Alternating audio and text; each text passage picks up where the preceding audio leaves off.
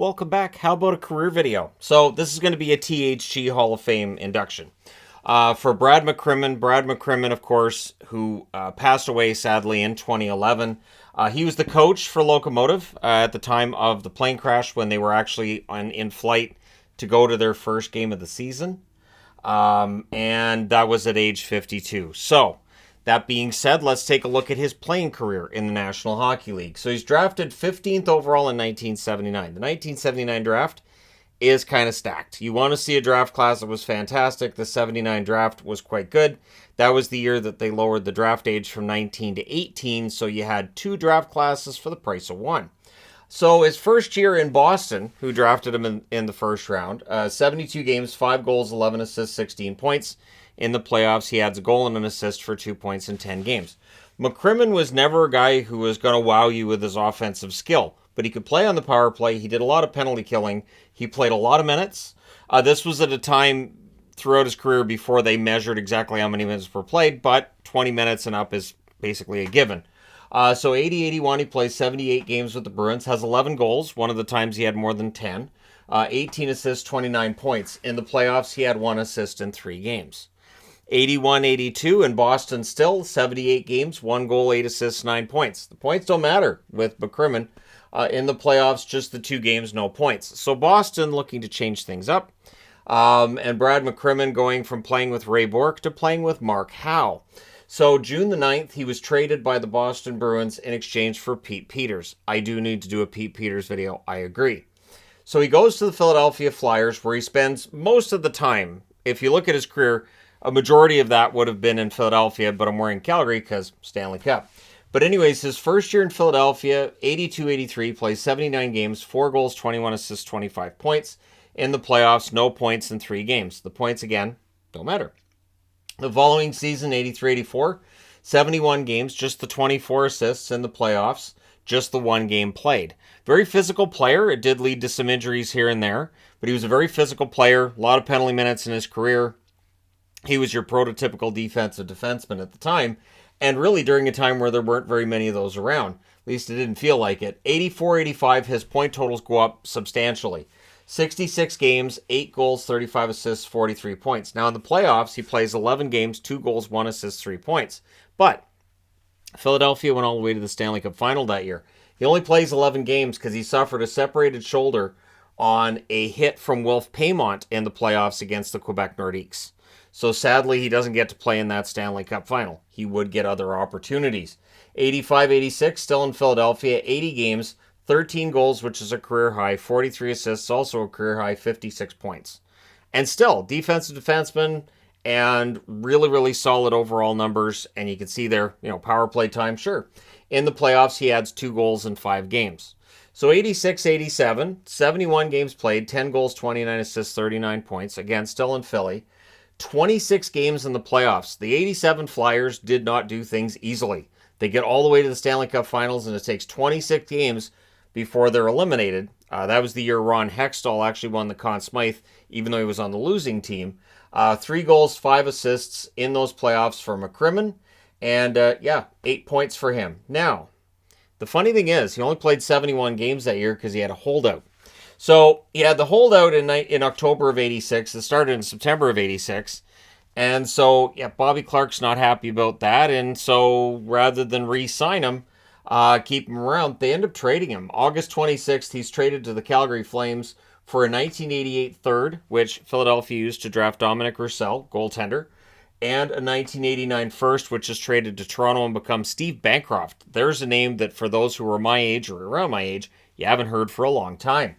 So he goes to Calgary, and things go really well for him in Calgary, thus the Calgary jersey. 87-88, 80 games played, 7 goals, 35 assists, 42 points. In the playoffs, 9 games, 2 goals, 3 assists, 5 points. He played in the All-Star game that year, so good for him on that. That's the only time he plays in the All-Star game. He's also a second-team All-Star, and he's 4th in Norris voting. We talk a lot about, how defensive defensemen don't get their due when it comes to the Norris Trophy voting. The fact that he's top 5, even though he only had 40-some points, that's insane. It's insane because this is the era of Bourque, of Coffey, of Howe, and various other really good offensive defensemen. Phil Housley, another, and McCrimmon still generates enough interest that he ends up being one of the top 4 for the Norris. So 88-89, he plays 72 games with Calgary, 5 goals, 17 assists, 22 points in the playoffs, plays 22 games for the Flames, has 3 assists, and wins the Stanley Cup. So Calgary's won Stanley Cup. Brad McCrimmon's a part of that. He was 6th in Norris voting that year. So again, he has 22 points overall. He's still 6th in Norris voting. Very, very good defenseman. And again, regarded by many as one of the more underrated defensemen of that era because we paid attention to the points. You know, the points, that's what was sexy from the blue line. Who can get you points? Who's that big power play quarterback? Who's that rover? Right? Well, that wasn't really McCrimmon's game. So he was named captain after the 1989 Stanley Cup win after Lanny McDonald and Jim Poplinski both retired with that Stanley Cup win. Lanny McDonald, it wasn't a surprise. Poplinski kind of was, as I remember. Poplinski wasn't that old. McDonald had been around for a while, and so, yeah, I think, him retiring made a lot of sense, but it was a surprise with Poplinski. So as captain in 89-90, plays 79 games for the Flames, 4 goals, 15 assists, 19 points in the playoffs, 6 games, just the 2 assists. They got knocked out, I believe it was LA, knocked him out in the first round that year. And so he ends up being traded. Sadly, June 15th, he is traded to the Detroit Red Wings for a 1992, which was used to draft David Harlock. So that one ended up with Toronto as well, I believe, because Harlock, I'm pretty sure, was a Toronto draft pick. So 90-91, his first year in Detroit, 64 games, 13 assists. So no goals for him that year, and in the playoffs, 1 goal, 1 assist, 1 goal, 1 assist for 2 points in 7 games. Sorry, looking down for a rabbit or a cat. People with pets would understand. Anyways, 91-92, he is paired with this rookie kid coming in. You may have heard of him, Nicholas Lidstrom. So he plays with Bork. He plays with, he would have played with McInnes in Calgary, plays with Mark Howe, and now this Nick Lidstrom kid. And it helps his offensive numbers. 79 games, 7 goals, 22 assists, 29 points in the playoffs, just the 1 assist in 11 games. We're into that era where Detroit's a really good regular season team, but they're not able to get over that hump in the playoffs. So 92-93, plays 60 games for the Wings, 1 goal, 14 assists, 15 points. And, his play's dropping off a little bit, so Detroit ends up on June the 1st of 93 trading him. He's traded to the Hartford Whalers for 1993 6th-round pick. I didn't bother writing down who it was. Wasn't a player who ended up playing in the NHL at all. So 93-94 with the Whalers, 65 games, 1 goal, 5 assists, 6 points. And he helps to mentor Chris Pronger. So no matter where he goes here, it feels like there's a future Hall of Famer playing with him.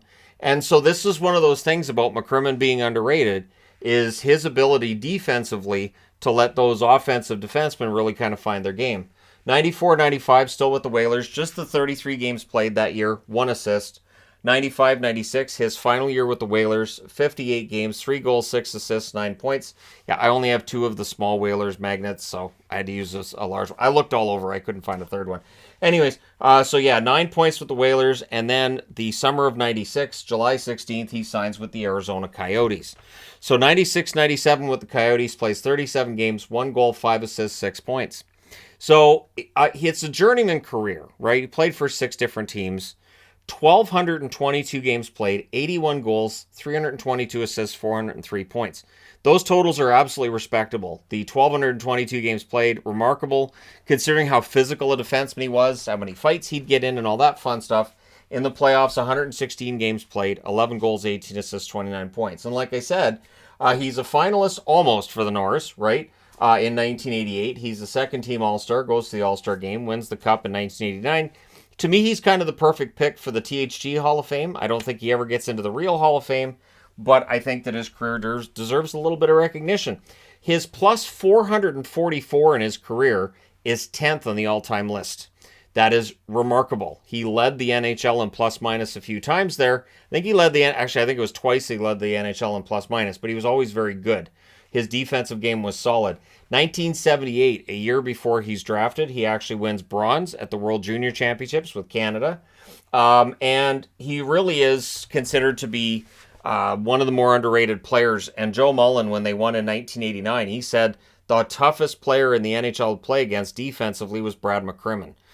So he was a shutdown defenseman in an era where we didn't have a ton of those, and he did pretty well. And he got some recognition for it, and I figured It's video worthy now. Let me know your thoughts in the comment section below. As always, don't forget to hit like and subscribe if you're browsing your way through. You just happened upon this video. Thank you guys so much for watching, for all your support. I will talk to you again soon.